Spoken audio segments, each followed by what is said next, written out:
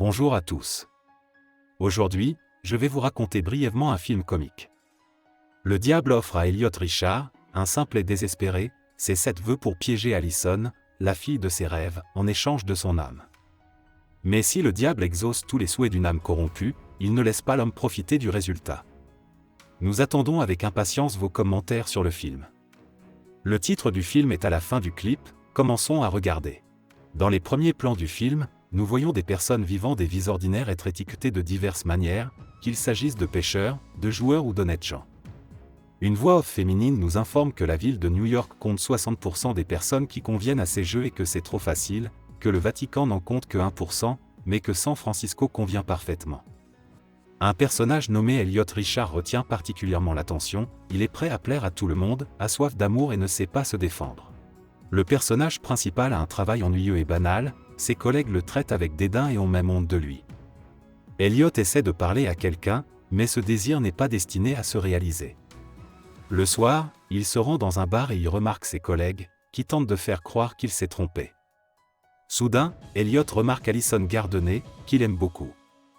Ayant remarqué son intérêt pour la jeune fille, ses collègues se moquent et disent qu'elle n'est pas de son niveau. Pour se moquer, ils encouragent Elliot à aller saluer Allison, mais la jeune fille ne se souvient pas du tout du héros, car leur dernière conversation remonte à 3 ans. L'homme bouleversé s'assoit au bar et dit qu'il donnerait n'importe quoi pour avoir la belle. Soudain, une boule de billard roule jusqu'à Elliot et lorsqu'il lève les yeux, il voit une fille incroyablement belle devant lui. L'inconnue dit qu'elle aimerait communiquer avec le héros, mais propose de le faire ailleurs. En quittant le bar, elle embrasse l'homme stupéfait et lui propose de changer sa vie en prenant une seule décision, et lui avoue qu'elle est le diable. Elliot pense que la fille a simplement trop bu et se dépêche de s'enfuir. Mais à peine a-t-il franchi le coin de la rue qu'il revoit la jeune fille, mais dans une autre tenue. Le diable dit que ce sera beaucoup plus facile si le héros reconnaît ce qui lui est arrivé et l'accepte comme un cadeau du destin. Elliot accepte et demande ce qu'une créature comme elle peut bien vouloir d'un employé de bureau ordinaire. Le diable répond qu'elle veut le rendre heureux parce qu'elle se rend compte de la solitude de cet homme. Elliot est presque prêt à pleurer, mais la jeune fille continue à le convaincre que tout cela peut changer et qu'elle est prête à l'aider. Il est difficile pour le héros d'envisager toutes les possibilités qu'offre sa décision de faire confiance au diable, aussi lui propose-t-il de faire un vœu pour s'assurer qu'il contrôle la situation à présent. Elliot dit qu'il aimerait un Big Mac et un Coca, et la jeune fille lui répond que son vœu sera bientôt exaucé. Se rendant au McDonald's en bus, le diable passe une commande pour le gars, mais propose de la payer.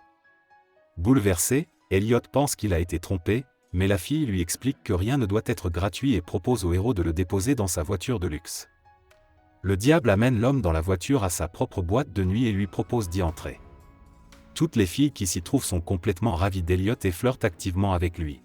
Le diable l'emmène dans son bureau, où il change son apparence pour une plus classique. Cela finit par convaincre le héros que le roi des enfers est bien devant lui. Elliot se voit présenter un contrat de taille impressionnante, et le diable lui propose avec insistance de le lire et de le signer. Elliot est choqué d'apprendre qu'il devra renoncer à son âme pour cette souhait. Pour le convaincre de signer le contrat, le diable lui montre un avenir possible avec Allison. La ruse fonctionne et Elliot accepte les conditions.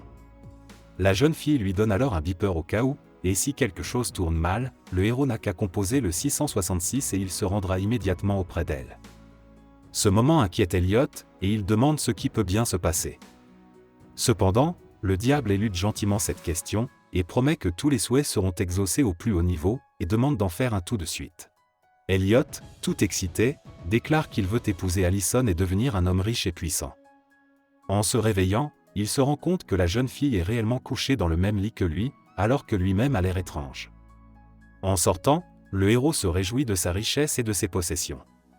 En discutant avec les domestiques, Elliot se rend compte qu'il parle soudain parfaitement l'espagnol. En regardant son nouveau cheval et en profitant de la vie, le héros remarque soudain que sa femme communique très étroitement avec le professeur d'anglais, ce qui l'énerve. Ses amis racontent à Elliot qu'Allison le trompe depuis longtemps avec Raoul, ne reculant devant rien. Le héros, furieux, fait irruption dans la chambre de sa femme et découvre qu'elle le déteste et ne veut pas être avec lui. De manière inattendue, Elliot reçoit un message lui indiquant qu'il doit se rendre d'urgence dans la jungle. Là, le héros réalise enfin qu'il est un puissant trafiquant de substances illicites, Pablo Escobar. Elliot doit parler à ses partenaires russes et se rend soudain compte qu'en plus de l'espagnol, il parle aussi le russe. Soudain, Raoul annonce qu'il est désormais propriétaire de l'entreprise et ordonne la capture du héros. Une bataille féroce s'ensuit, et Elliot parvient à s'échapper en s'accrochant à un hélicoptère. Se souvenant du beeper, il décide de composer les numéros convoités, et il doit le faire en plein vol. Le héros se présente devant le diable sous la forme d'un policier, occupé à rédiger des contraventions et à remettre les compteurs à zéro. La jeune fille l'informe que la richesse est la mère de tous les vices, et que ce qui s'est passé n'est donc pas surprenant. Le diable conseille à Elliot de découvrir ce qu'Allison aime, car le pouvoir et l'argent n'intéressent guère les filles. Après avoir grillé un feu rouge et provoqué un grave accident, le diable se rend avec son ami dans la chambre d'Allison. Tandis qu'Elliot jette un coup d'œil à son amante sous la douche, son compagnon trouve un journal intime.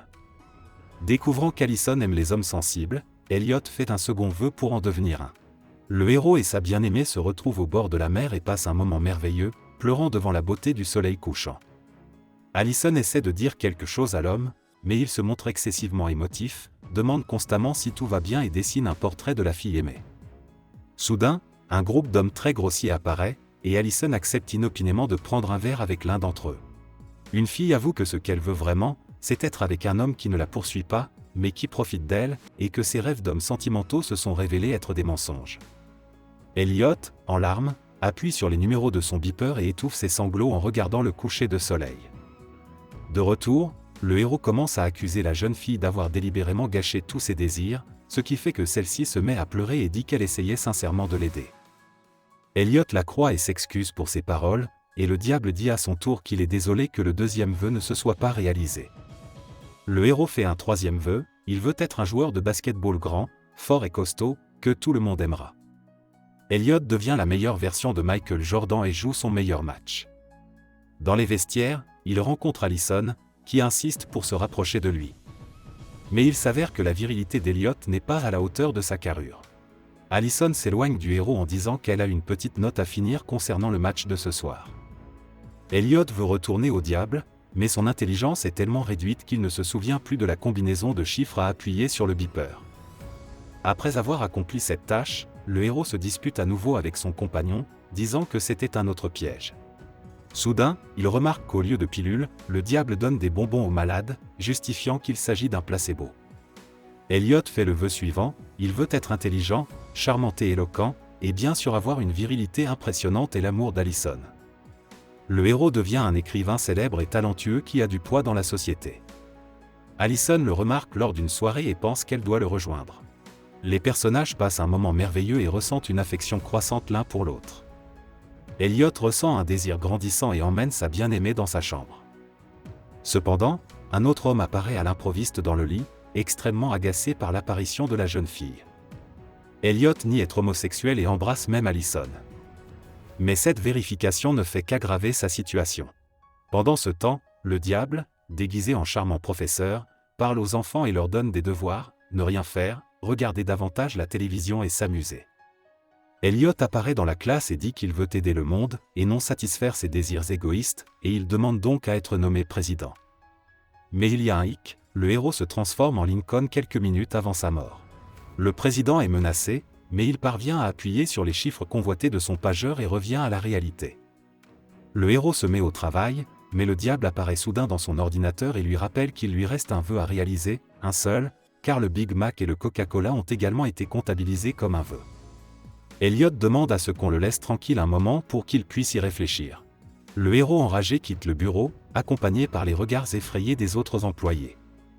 Il se rend à l'église et veut se confesser au prêtre. Cependant, le pasteur de l'église pense qu'Elliot est devenu fou et il est placé en détention. Le diable accompagne l'homme dans sa cellule, mais personne ne le croit. La jeune fille lui recommande vivement de faire une dernière volonté et la vie se transformera en conte de fées. À l'intérieur, Elliot rencontre un homme étrange qui lui dit qu'on ne peut pas vendre âme, car elle ne nous appartient pas. Le héros se rend compte que l'étranger sait manifestement quelque chose et qu'il se présente d'ailleurs comme son ami. Derrière les barreaux, l'homme réfléchit beaucoup à sa vie et, le lendemain, il se rend au Devil's Club. La fille l'informe que le dernier souhait a une date limite, comme le stipule le contrat. Malgré toutes les tentatives d'Elliot pour rompre le contrat plus tôt que prévu, le diable n'accepte pas cette annulation. Pour effrayer le héros, la jeune fille descend en enfer avec lui, change d'apparence pour devenir plus effrayante, puis se transforme en une énorme femme munie d'un trident. Elliot dit qu'il souhaite qu'Allison soit toujours heureuse, puis tout disparaît. Se réveillant sur un escalier dans un couloir étrange, le héros voit une fille devant lui, qui lui explique que l'enfer ressemble en fait à ceci. Le diable lui dit qu'Elliot s'est libéré du contrat, l'une des clauses du contrat stipule que le désir désintéressé annule le contrat. En apprenant que son âme a été sauvée, le héros est ravi et fier de lui. La jeune fille dit qu'en 6000 ans, il est le premier à l'avoir fait, et lui avoue sa sincère sympathie. Elliot lui rend l'appareil et les héros se disent au revoir. Après avoir pris son courage à deux mains, il décide de parler à Allison et de lui proposer de faire plus ample connaissance, mais il apprend qu'elle a déjà un petit ami. Lorsque ses collègues veulent se moquer de lui au travail, Elliot réagit très durement, car ses aventures lui ont beaucoup appris. En arrivant chez lui, le héros fait la connaissance d'une charmante voisine, Nicole. Le couple commence bientôt à se rencontrer, et passe à côté du diable qui joue aux échecs avec Dieu. Le film se termine sur le message que Nicole et Elliot ont vécu heureux jusqu'à la fin de leur jour. C'est la fin du film. Merci à tous d'avoir regardé ce film jusqu'au bout. Donnez un like à cette vidéo. Écrivez dans les commentaires ce que vous pensez de ce film, et rendez-vous dans de nouvelles vidéos.